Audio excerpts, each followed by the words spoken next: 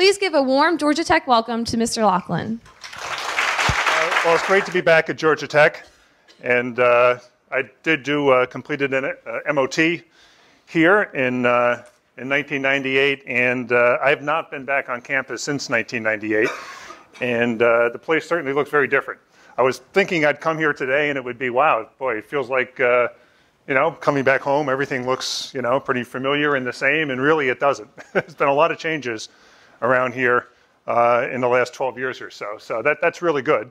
And it actually fits in well with our, you know, topic of sustainability and growth today, because a big part of sustainability is being able to manage that along with growth. Because if we can't do that, really the future for generations of people on this planet is not too good. Okay, so it's really about managing sustainability and growth. Okay, little story. I did do an MOT here. And I started that, I guess that's an 18-month program as I recall, and I started it in the beginning of 2007. I was living in Augusta, Georgia, working for Air Products. I was managing a chemical plant across the Savannah River in a little place called Langley, South Carolina. Anybody ever hear of Langley, South Carolina? Oh, really? Okay. Are you from over that way, or? Oh, okay. So Langley's a real small town near Aiken, South Carolina, and so I started the program, and about 6 to 9 months into it, I got transferred, and my boss called me up and said, "We want you to move to Paducah, Kentucky." Has anybody ever been to Paducah, Kentucky? Really? Oh wow! Oh, boy, you guys are well traveled. All the hot spots of the world here.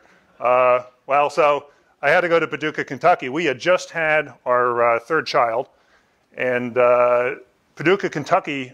Augusta is only about 2 hours from here. As you know, Paducah, Kentucky is about 8 hours from here. So I had to spend the last year of the program driving back and forth between Paducah, Kentucky and Augusta every other weekend. So every Thursday night after work, I'd hop in the car and drive about 6 hours to Dalton, Georgia, and there was a Hampton Inn there I'd stay at, and then get up to beat the traffic into Tech Friday morning, and then after school on Saturday afternoon, get back in the car and drive back home and get home around 1 in the morning. So it was a very graduating from that program really meant a lot to me, and meant a lot to my wife as well. And she was a real trooper, and it really is. I think it really points to the value of teamwork in anything that we do. And you know, all of us rely on other people to get stuff done that we need to get done. And often, you know, those of you who do have families, you know, I'm sure there's sacrifices that people in your families are making, and you know, hopefully you guys show your appreciation for that sometimes. Okay. Again, my title today is Sustainability and Growth in a Business-to-Business World. Couple of things the way I'd like to run the talk today, if it's okay with you. If people have questions, please go ahead and just raise your hand, and we can talk about it as we go. I know we're also going to save time at the end for questions, but if there's something that I didn't cover that you would like to ask, or whatever, just feel free to raise your hand and we can talk about that. And like I said, we will save some time at the end. Why this title? Like I said, sustainability and growth really go hand in hand. The world's population continues to get bigger. We're going to have 50% more people on the planet in 2050 than we have today. I know you guys have had other speakers in here talking about sustainability, and they probably told you all these scary numbers about population and about water scarcity, that these numbers that like only 1% of the world's water is drinkable, things like that, that 20% of the population in the world doesn't have adequate water supplies, that we're really at the end or in a lot of trouble on energy availability. So, and not to mention climate change. So the importance of managing these things in industrial companies, yet at the same time being able to do it so that you can grow and that you can continue to sustain economic development is really, I think, is the critical challenge that we're going to be facing in the next 20 to 30 years, and it's really going to what drive a lot of the innovation in the world. Tech is known as an innovative place. It's where you train a lot of engineers and a lot of researchers, also a lot of business people. But I think innovation is really going to be everybody's job, and it's really going to be the key to successful sustainability and sustainable growth. So hopefully this works. Okay, so first a little bit about who's Air Products. Air Products is an industrial company. Our major products are industrial gases, hydrogen, and materials. Okay, we also sell equipment. So industrial gases, you take air. Air is one of our major raw materials. You compress it, you cool it, you liquefy it, and you separate it. And voila, you have nitrogen, you have oxygen, and you have argon, the main components of air. Okay, you take natural gas, you strip the hydrogens off it in a process called reforming. You can put it in a pipeline as gaseous hydrogen. You can liquefy it as liquid hydrogen. Okay, you have helium. You can take it out of a natural gas stream that's coming out of the ground, purify it. Materials that go into electronics. So that's what we do. Okay, we're an industrial company. We're a fairly energy-intensive industrial company. Okay, Air Products started out in 1940. Our founder was a guy named Leonard Poole, and we started off in Detroit, Michigan. And our first big break in business was selling oxygen generators to the Army for pilots. So during World War II, all the bombing, you see the old movies and they're always dropping the bombs on Dresden or on Hamburg or someplace like that. They had to get up above the anti-aircraft guns. And the British were a little late in discovering that, and a lot of planes got shot down. So one of our first big contracts was making small oxygen generators for pilots to put oxygen on airplanes so they could fly high enough so they wouldn't get shot down. So for us, that involvement with government type things and government contracting is something that was really at the beginning of Air Products founding. Okay, today we're, as Kate mentioned, we're a Fortune 500 company.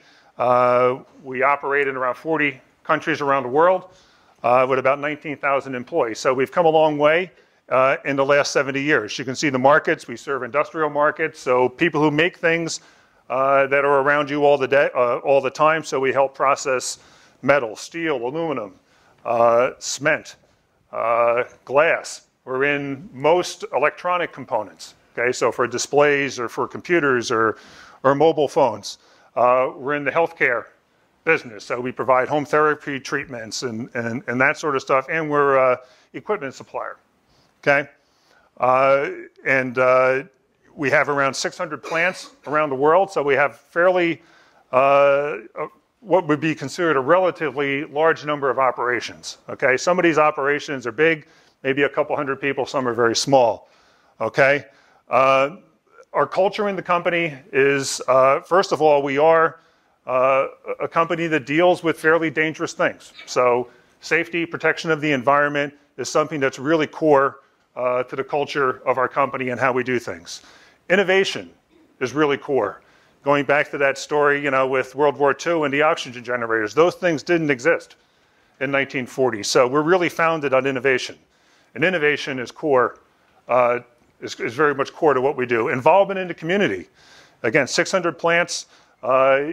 You have to be a good neighbor to be able to operate plants out there. You just can't go in and be a nuisance or be a hazard to where you're operating. And then finally, integrity and teamwork. Okay, in the end, it really comes down to the people who work for you. They're the ones who generate the innovation. Okay.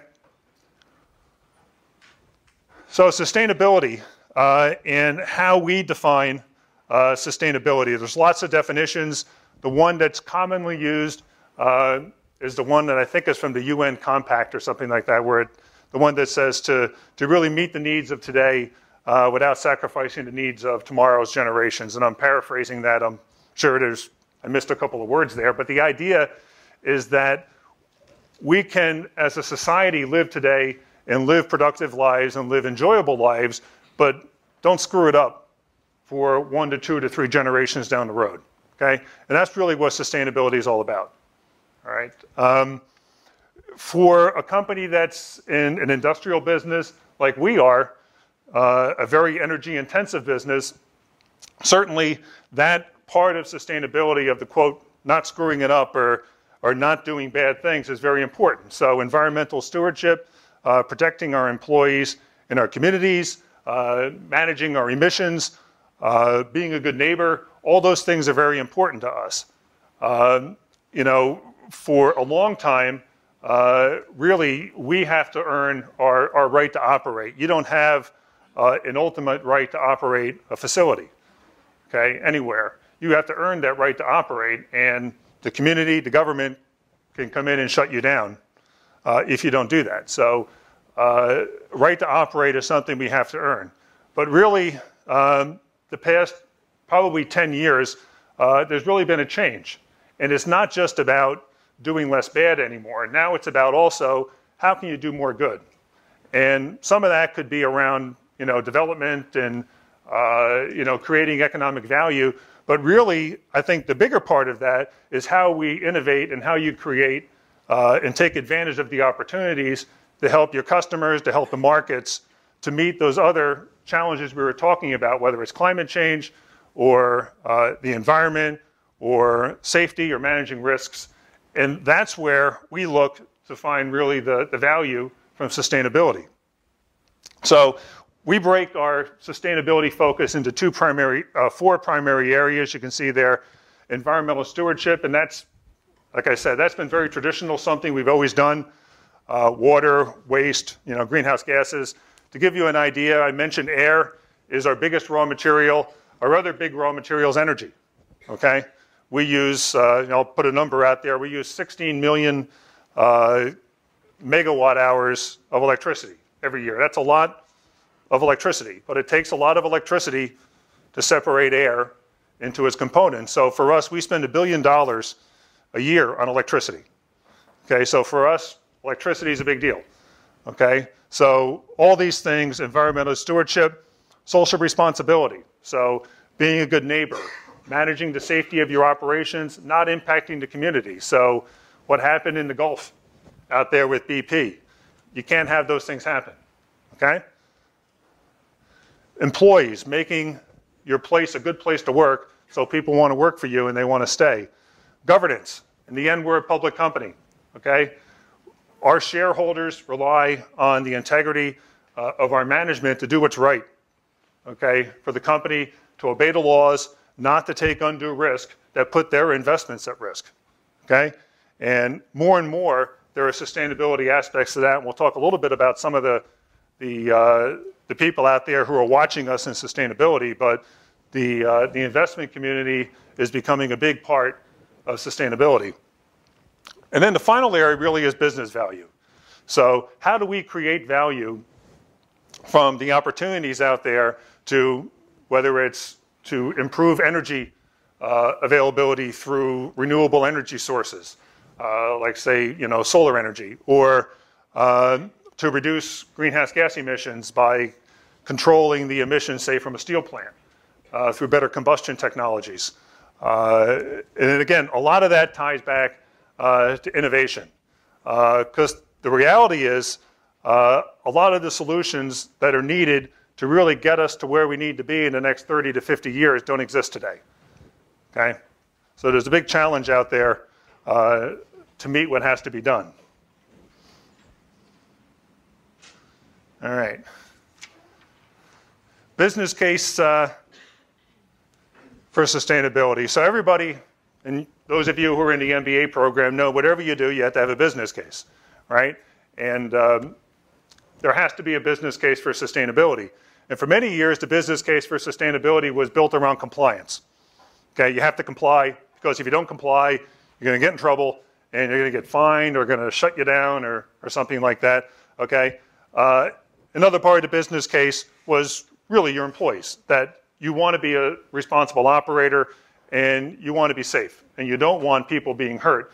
And every employee has a right to go home after work the same condition that they came to work in. And that's really a fundamental responsibility of every company out there is to make sure they do that.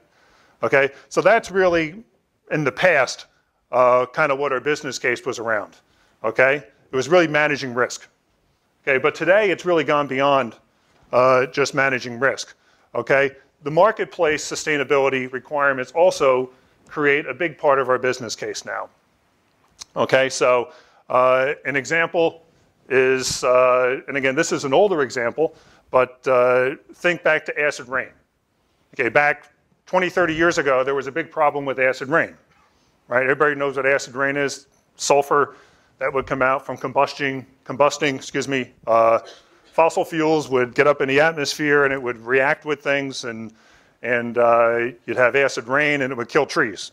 And it was a big problem in Western Europe, particularly like in Germany and countries like that, where they had a lot of forest destroyed because of it. Okay, but the root cause was that you had sulfur that was in fossil fuel and that went up in the air. So one of the early applications really for a marketplace sustainability need was taking sulfur out of those fossil fuels. Okay, that really is what's driven our hydrogen business. Today, most of the hydrogen that Air Products makes goes into fuels. So it goes into part of the refining process to take the sulfur out of fuels. The amount of sulfur that's emitted in transportation today is 90% less than what it was 20 or 30 years ago. And that's because of the use of hydrogen in the refining process to take that sulfur out. Okay? Another big development, again, transportation example, would be catalytic converters. You used to have a lot of nitrous compounds coming out of tailpipes of cars. A lot of that's been reduced. Okay? And again, another byproduct of the hydrogen work was that it also helped those catalytic converters work a lot better. So this is, some of the examples of why we think there's a strong business case for sustainability. Another one down there is reputation. Okay, reputation matters in lots of ways. Reputation matters in terms of, one I have here is access to capital and human resources. You get investors because you have a good reputation. You don't have a good reputation, you're not going to have the same stock price. You're not going to have the same investment interests as you do if you have a good reputation. Other is human resources. People, you guys, you don't want to work for a company that everyone thinks is, oh, they're out, they're a terrible, unsustainable company. They're out polluting, they're dumping stuff. No one wants to work for a company like that. People want to work for a company that they think is a sustainable company that has integrity and is doing the right things, okay? And really successful companies, and whether it's us or there are a lot of successful companies out there, General Electric, take other successful companies, they can really bring these together, manage risk, and also see the opportunities and then leverage the capabilities they have to take advantage of those opportunities and grow. Okay, so again, the takeaway here is that the business case is not just about managing risk anymore. In fact, if you don't take advantage of the opportunities, you really are putting your company at risk financially. All right. There are a lot of groups out there who are watching what industry does around sustainability. This is just a partial list, but I'm not sure what the number is. Someone's probably counted. I'd guess there's at least 50. There may be more, I don't know. It seems like every week we get a message from another one who tells us they have an index that we're on. But some of these are more mainstream than others. But there's a lot of differences in these groups. Some look at maybe climate change. So the Carbon Disclosure Project, as an example, is really focused on, like they say, carbon disclosure, although they're now also have a water disclosure report. They just, this is the first year they've initiated that. Maplecroft. Maplecroft is about sustainability innovation, okay? Or FTSE for Good and Dow Jones Sustainability Index. Those are social responsible investment funds. So they're taking people's money who say they want to invest in socially responsible companies, and they create an index to those funds. So there's lots of different groups with different focus who are looking at these things. So you really can't fly under the radar when it comes to sustainability because there are people watching and you will be noticed. So you as a company, you ignore sustainability at your peril. All right? For us, really, sustainability comes fairly naturally. Our strategy in the company is, we call it 3 E's, is energy, environment, and emerging markets. That's been for a long time. That's really what most of our business is around, okay, is around how helping companies manage energy efficiency, so say a steel mill, or a cement factory, or a glass factory, or directly energy like refining or solar power or something like that. Environment, so managing emissions. So again, helping companies manage the emissions from their processes. And then emerging markets, because we may not like it, but most of the development out there in the industrial world is not happening here anymore. Okay? For our business, we build a lot of oxygen plants. We estimate that 60% of the oxygen plants built in the next 20 years are going to be built in China. 60%. Okay? That's because one thing China does, what does China have a lot of for energy? Who knows? What does China have a lot of? Coal. They have a lot of coal. A lot of coal in China. Not a lot of oil, not a lot of natural gas. So China uses coal. But China wants to be able to use that coal in a gaseous format. So they have to have coal gasifiers. Coal gasifiers use a heck of a lot of oxygen to gasify. At least if you're going to gasify it, I won't say clean because it's not clean, but it's cleaner than not using oxygen. Okay? So emerging markets, whether it's China or India or Brazil, is really key to growth. Okay? And again, for us, this is very important. You know, just a couple of points I'd point out. One on this innovation thing. You know, I'm happy to say this past year on the Maplecroft survey, we were ranked as the most innovative company in our industry group, which is called Basic Materials. So we think that's really good because we think innovation really is what we're about. Although you do get surprises. Has anybody seen the Newsweek green issue? Came out yesterday. You saw, okay. So last year, Newsweek started doing a green issue, and they ranked the top 500 companies in America for how green they are. Well, we thought we were pretty good. We thought we were doing a good job and we were sustainable and all this. Well, last year, 2009, the report comes out. Guess what number we were? 309 out of 500. It was like a, wow, slap in the face, wake-up call. Boy, you guys we're missing something here. What's going on?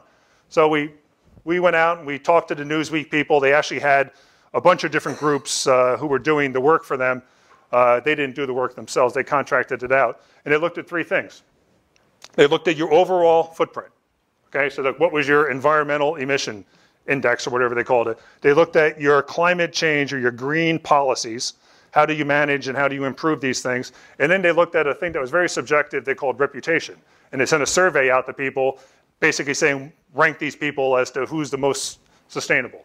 And what we found was that on that middle one, the climate change policies, or the green policies, we got really bad scores. And it was because we weren't transparent enough. We were doing a lot of these things, but we weren't telling anybody about it. So they didn't know. So how did we fix that? This year we went out. One, we hired one of my first things was I went back and we created a new job for a sustainability manager. So we had someone to do this full time. But we spent a lot of time really on creating better work processes around how we do planning. So how do you do strategic planning, integrating sustainability into that? How do you allocate capital in projects, integrate sustainability into that? How do you do technology research? And what projects do you fund? Integrate sustainability into that. So we did a lot of work over the past year and a half doing that. We also really got out there on transparency. We adopted a thing called GRI. GRI is a global reporting initiative. We felt, well, you know, we're reporting sustainability. We can report it the way we want to report it. No, you really can't do that. You have to follow the protocol in the rules of the game. And the rules of the game are GRI. So this year we did our sustainability report in GRI format. It took a lot of time, but it really paid off. So yesterday the rankings came out, and we weren't like number one, but but we did improve. We went from 309 to 151. So that was, you know, I think a good improvement, and it's really what we wanted to do, and really where we got hit, and we really have a tough time improving here, is on our environmental impact. We do have a big footprint, okay? We're very energy intensive. We use a lot of natural gas to make hydrogen. We use, I gotta remember, over, I think the number, 235 million BTUs of natural gas a year. So again, we spend $1 billion on natural gas and we spend $1 billion on energy. I'm sorry, on electricity. And we're a $9 billion company. So we spend 25% of our revenue goes to buy energy. All right, so energy is a big deal. So managing energy is very important. But anyway, so the takeaway here is you really got to pay attention. Okay? People are watching. So targets, we kind of talked about this, certainly energy. We have a target to reduce our energy consumption by 7%. That's electricity and natural gas. And again, you figure $1 billion each, that's $140 million of savings if you can reduce your energy by 7%. So 7% doesn't seem like a lot, but when you say it's $140 million, well, that suddenly seems like a lot. Greenhouse gas is water. Like most industry, we use a lot of water. Okay? Water is really the next, I think the next big thing after climate change is going to be water. Water is a big deal. Okay? And, you know, there are just a couple of examples. Africa.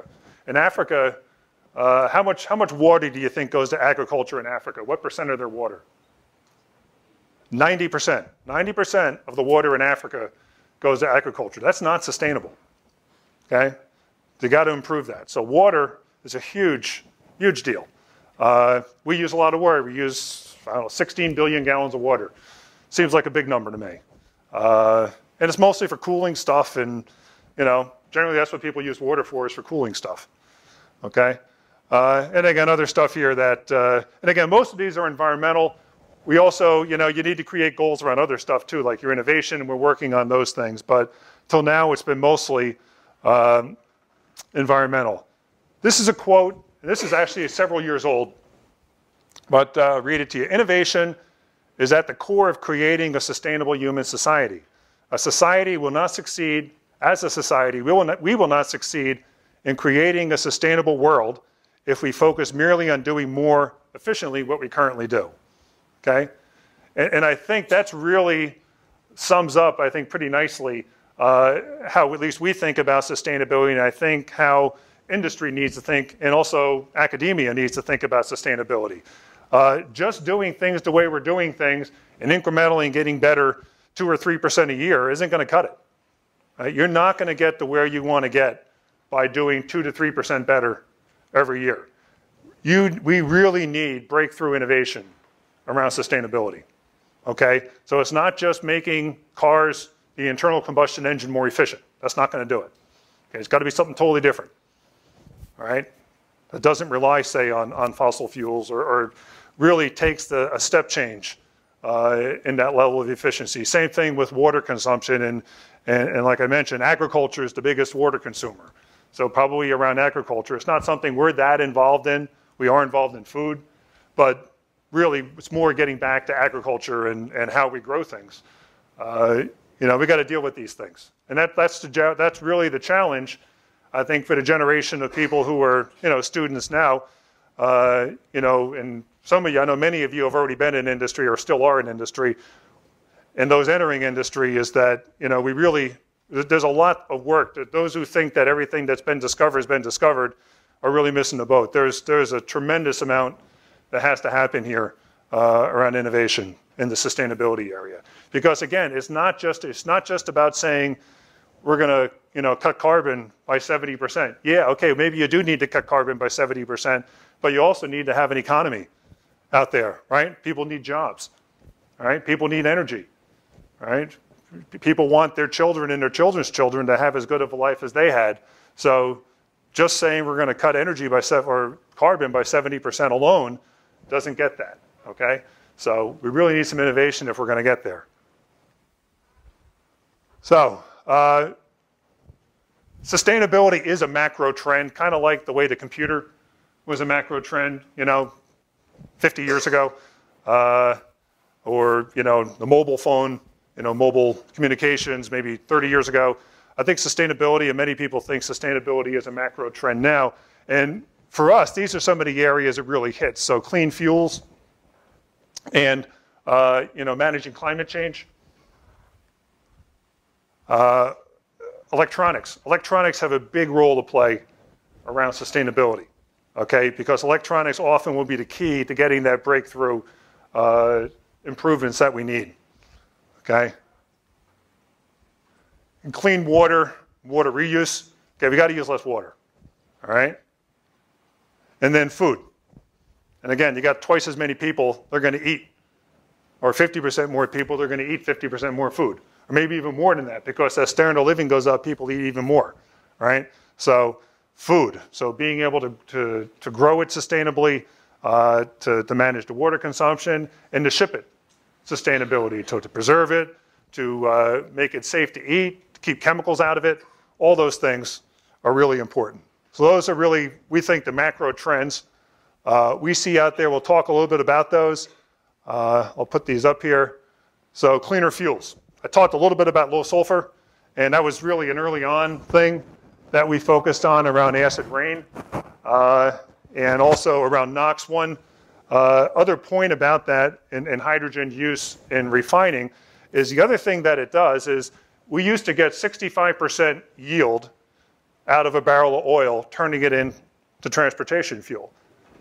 Today, we get 80%, at least in California. I think we get 70-some% in other refineries, but California refineries up to about 80% of fuel out of a barrel of oil, okay?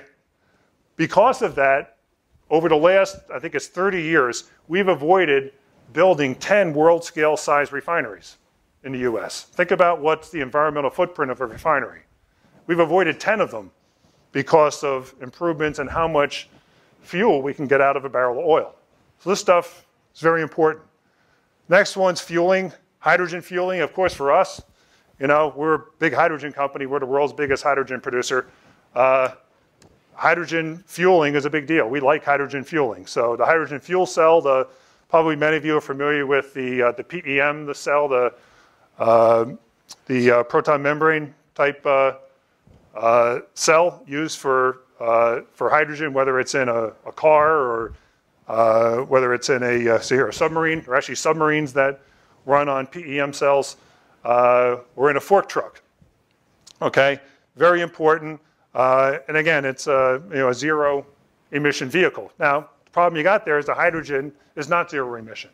Okay, so something to work on there. And then, one of the ways to get at that is new sources for hydrogen. So renewable hydrogen from electrolysis of water, hydrogen from biomass, hydrogen from solar generated power or from wind generated power. Okay, so there are non-carbon emitting sources of hydrogen. Okay, but just taking power off the grid and making hydrogen, doing electrolysis on water to make hydrogen really isn't low emitting, is it? Because where does 50% of the power in the US come from? It comes from coal. So just taking electricity in this case really isn't a low emission answer. Okay, so we really got to think through the life cycle impacts of these things and think all the way from, where does that energy come from, to how you process, to how it's used, to how it's, eventually disposed of. If you're really going to be able to look at how you can come up with really what is the most sustainable way to do these things. Combustion technologies, again, we're involved in a lot of processes that burn things, okay? A lot of combustion involved in making steel or making cement or making glass. So we have a process we call oxy-fuel, okay? So instead of, a simple way to think about it is instead of combusting things, a fuel source with air, air is 80% nitrogen, right?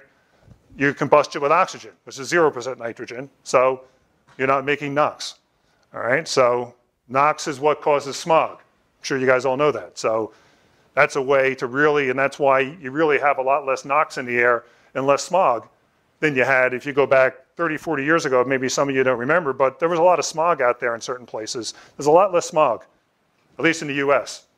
You go outside the US, there's still a lot of smog. I lived in China for 3 years, and there's a lot of smog in China. Proprietary technologies, things like carbon capture. Carbon capture and sequestration is a technology that's very important. We do it today. We have a plant we're actually building right now in LaPorte, Texas, that's going to capture about 1 million tons of carbon from one of our hydrogen plants. But carbon, and it's going to use it for enhanced oil field recovery. That's what we'll do with the CO2 that we capture. So there are ways and there are technologies out there today to capture carbon. The big issue really is what do you do with it after you capture it, and also the cost. You know, adding a carbon capture to a coal plant increases the cost per BTU. It almost doubles the cost of BTU in that coal plant when you add CO2 capture to that plant. So today, we don't really have an economically viable way to do that on a coal plant. Although in fact, we have some demonstration projects we're doing in Germany right now, a company called Vattenfall, that we are looking, we actually do have a carbon sequestration project we do have running there. So there are demonstration projects out there. And then, you know, and that's part of the collaboration here we're doing with other companies. And we're doing it, I mentioned Vattenfall, we're doing it with another French company, Alstom, another project. So a lot of this, and we're doing things even here with Georgia Tech on the photovoltaic area and improving the efficiency of photovoltaic cells so we can bring down the cost of power generation and try to get grid parity on photovoltaics. Because we still got a while to go, at least here in the US, to get the grid parity. Okay, electronics I mentioned. Okay, power and light, so LEDs. Most of your traffic lights now are LEDs. All right, so LED is a big one. Solar panels, photovoltaics. Big electronics consumer, big business for us. They use a lot of silane. They use a lot of other materials. It's really just a big. It's like a big TV display, you know, with thin film transistor TFT application, just on a much bigger scale. It's kind of what a photovoltaic, at least a TFT photovoltaic device is. Okay. Other high-tech devices, MEMS.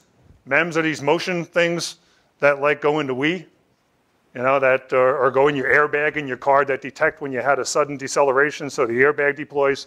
A lot of electronics and those things. That's not really sustainable, so I'm not sure why I'm talking about that.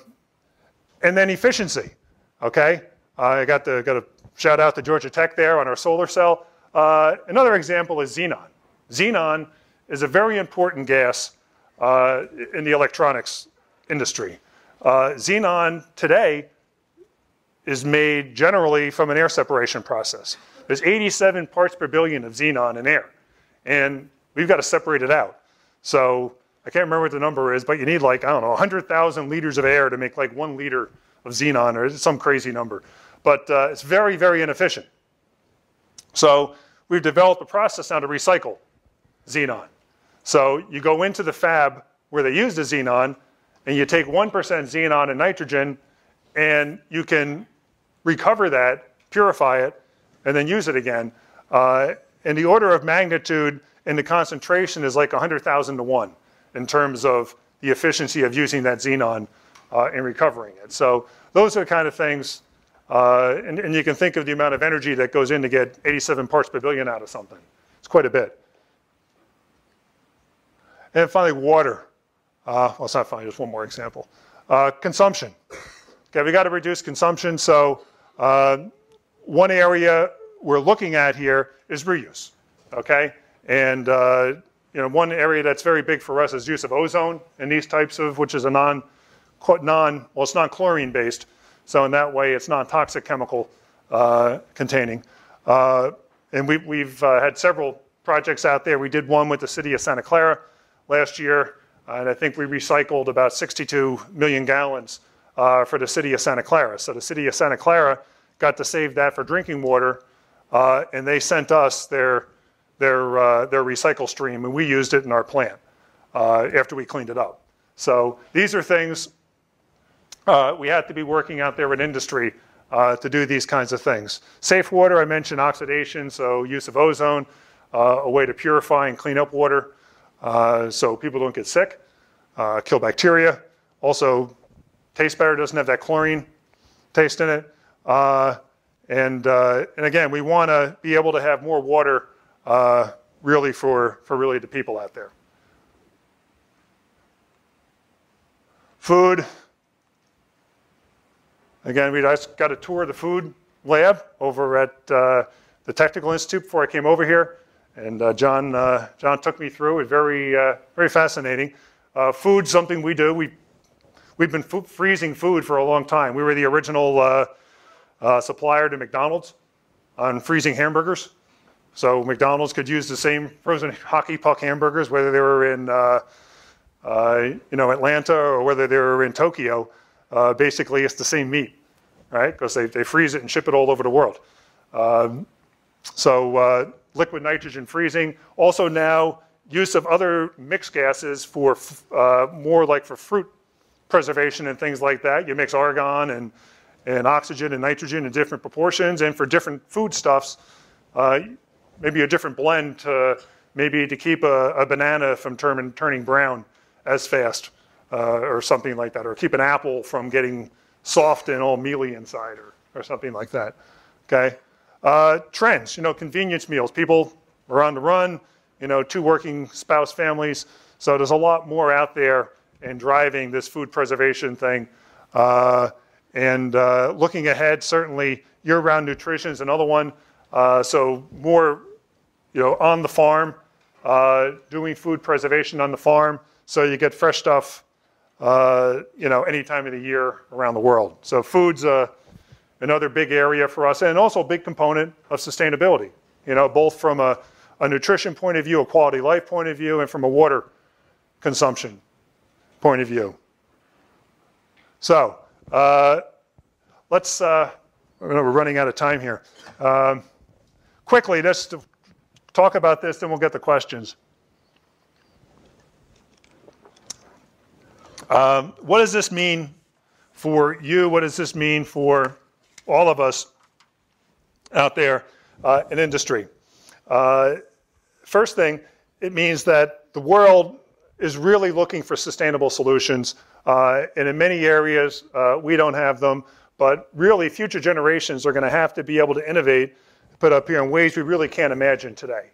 All right. I think the challenge ahead of the world and what we need to do in the sustainability space really is very daunting. But I think, like most other things out there, generally innovation rules the day in the end.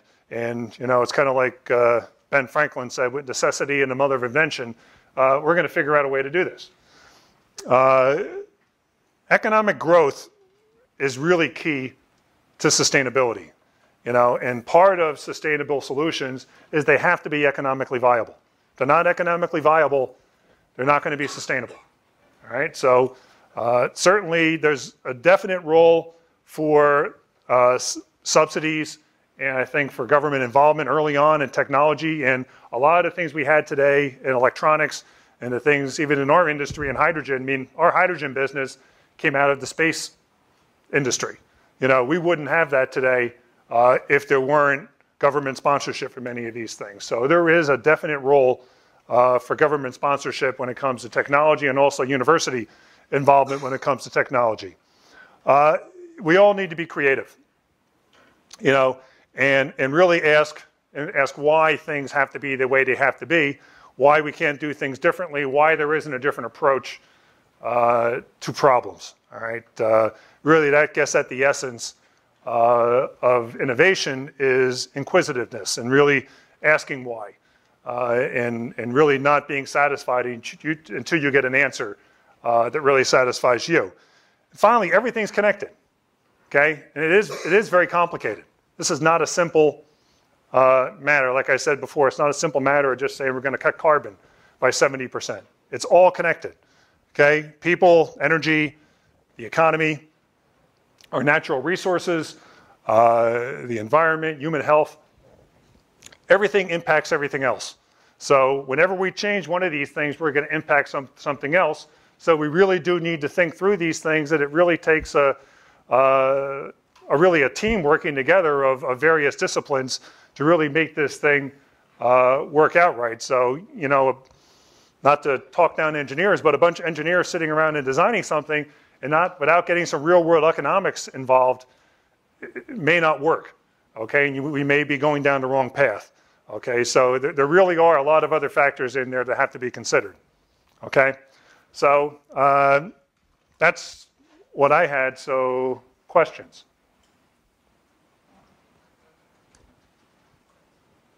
We thank you for your time right now. Does anyone have questions? Oh, Kate's got the first. Hi. Natural gas drilling has a lot of, I guess, bad effects on the environment as far as the water output, the water consumption, the potability of the water afterwards. What technologies is Air Products investing in to, I guess, change that? Yeah. Well, natural gas, we're talking about natural gas like Marcellus Shale type natural gas, like fracking? Yeah, fracking, exactly. Okay, yeah, fracking. Fracking is when you have to fracture the rocks to get to the natural gas. And this is actually big. We're headquartered in Allentown, Pennsylvania, and Marcellus Shale is big up there in New York and Pennsylvania and West Virginia. Like every technology, there's an environmental impact to just about everything, including fracking. As you correctly point out, a lot of it has to do with the contamination of the water. It also has to do with the use of the water, because it takes a lot of water, and you have to use chemicals.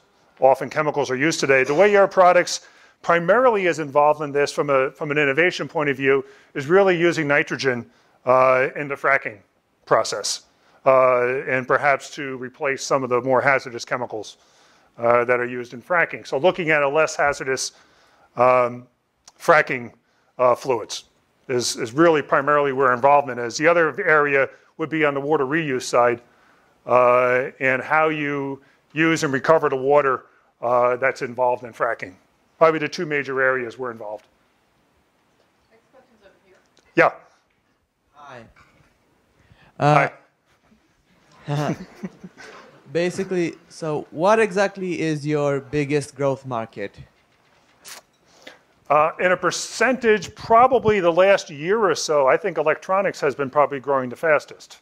And in particular, one area that's growing very fast is the photovoltaic market. Photovoltaics, which is what, you know, the thin film transistor type photovoltaics that go into solar arrays have been growing about 50% a year the last 2 or 3 years, and are projected to continue at that growth rate for the next 5 years or so. So of a major market, that's probably another market that's been very good and continues to grow well is the refining market. So hydrogen in the refining continues to do very well. And then the other one I mentioned was the coal gasification. So really massive oxygen plants for coal gasification in China.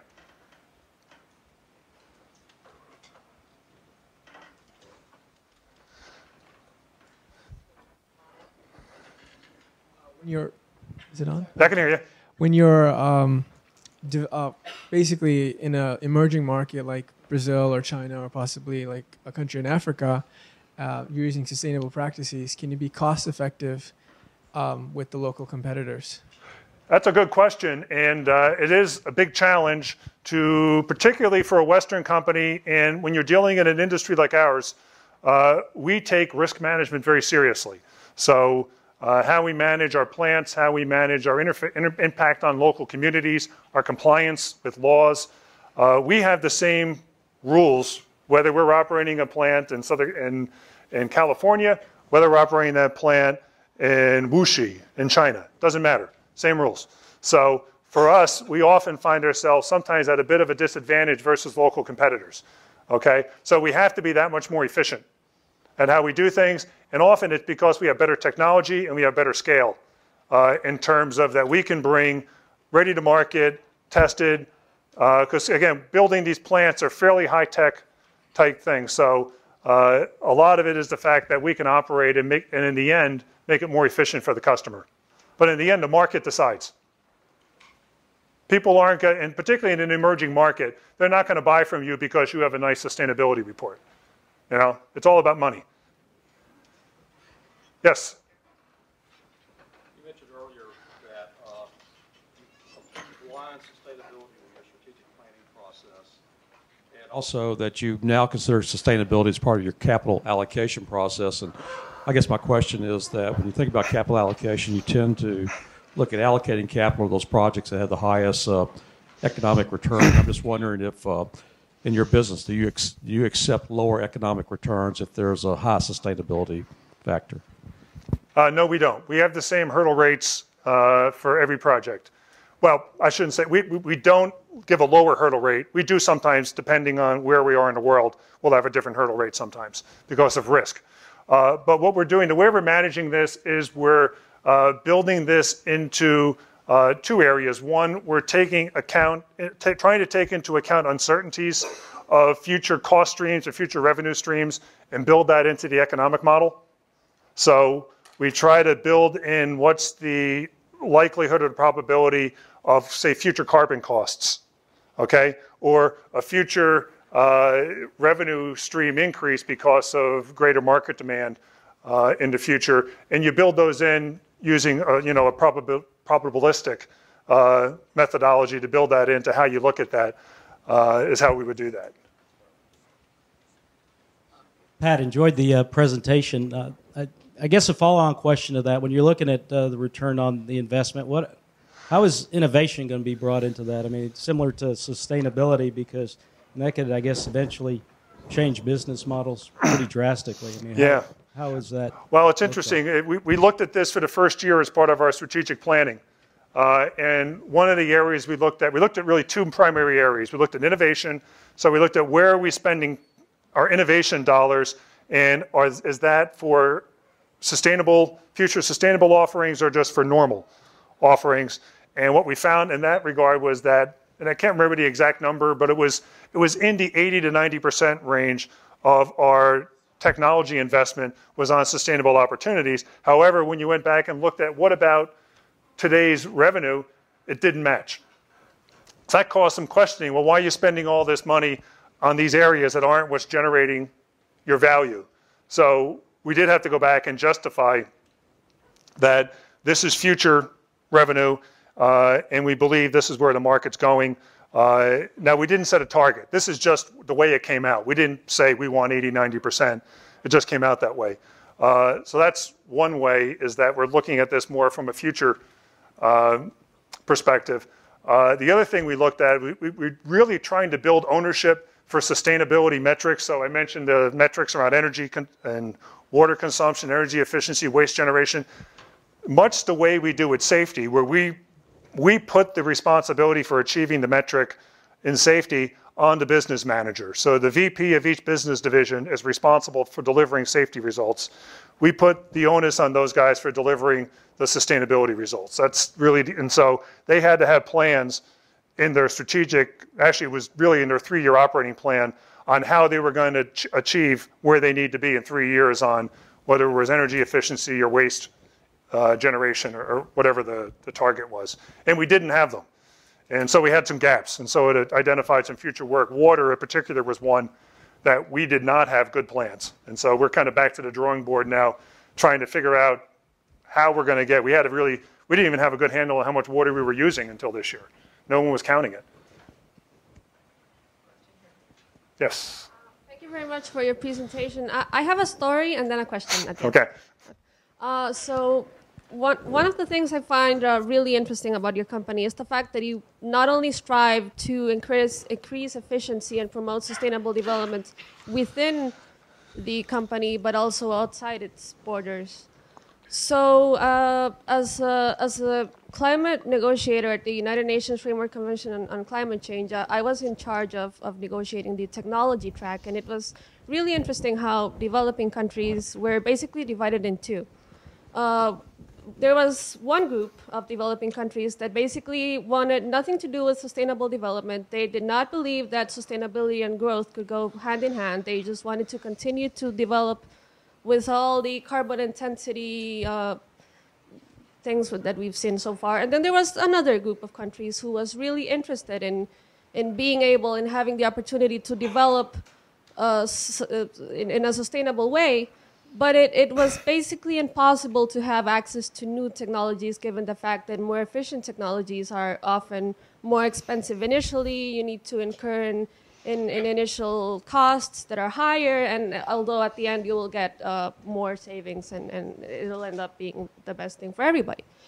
So given the fact that communities, local communities, governments in developing countries often have the need to have access to better technologies, but that access is basically not there. There isn't enough information. There isn't enough corporate involvement in government decisions. And I was looking at your sustainability report, and it says that. Oh no. I'm sorry. I'm in trouble. No, I was really interested that it says that your company strives to have an open dialogue and strong relationships with local and regional governments. So what would you think is a good approach for companies like yours that develop cleaner, better technologies to approach governments and be able to basically get that to the people who actually need it? Yeah, well, clearly here, it's a very good question, and it really depends where you are in the world. Here in the U.S., there are established mechanisms for doing this. So we have large DOE grants, and that particularly at the carbon capture plant I mentioned in Texas has about $200 million of DOE money associated with it. Okay, so we're spending a lot of money too, but there's also support because the technology on its own would not be economically viable. Another one, we have a technology called ion transport membrane for producing oxygen with very, very low energy consumption. Again, today, not economically viable, but we do have a DOE grant on that as well. So I think in the US and in Western Europe as well, there's pretty good mechanisms for government sponsorship of these sorts of things. Also interesting in China, there's a fair degree of partnership, and there is money out there and partnerships in China on developing. You get into Africa, India, Latin America, it doesn't really exist. So really it has to be business working with business to make it happen, I think. There's not really a mechanism, and the governments there often have other more pressing issues they feel they need to deal with than with subsidizing, say, a clean. That's probably some of the experience you've had with countries that don't want to spend money on these things. You know, so it's really, I think, up to industry to partner with industry. So, and we do work with local industries, you know, in those 40 countries that we operate in. Now, from an emerging perspective, that's primarily China, India, Brazil, Mexico, and then others like Southeast Asia, Russia, and Southeast Asia would be the primary areas we do that. But again, it's really hit and miss. It doesn't happen very well. So this probably reaffirms your experience. It's hard because it has to be economically justified because, again, we're a public company. We're owned by shareholders. Our shareholders expect a return. We have a fiduciary responsibility to give them a return. So we can't go throwing money around altruistically. Now we do. We spend money. We have a foundation, and we do a lot of contributions through our foundation. But that's different than spending hundreds of millions of dollars on something that you know isn't economically viable. That wouldn't be responsible. JL has the last question. Yes, sir. Thank you for coming. Great. How are really you? Enjoyed the speech. You spoke at length about assisting other companies in being sustainable. Yeah. But you also mentioned that your company spends $1 billion in electricity and natural gas. Yeah. With 600 plants, I would think that you have a major influence, I guess, is leverage as far as saying, hey, if we come to your country, we only want electricity made this way through sustainability. And so what does Air Products do to, I guess, leverage that amount of power? Okay, before I get to that question, just your comment on, just to reinforce the point, everybody, particularly if you're an industrial company, you have a footprint. You have emissions. You have impact.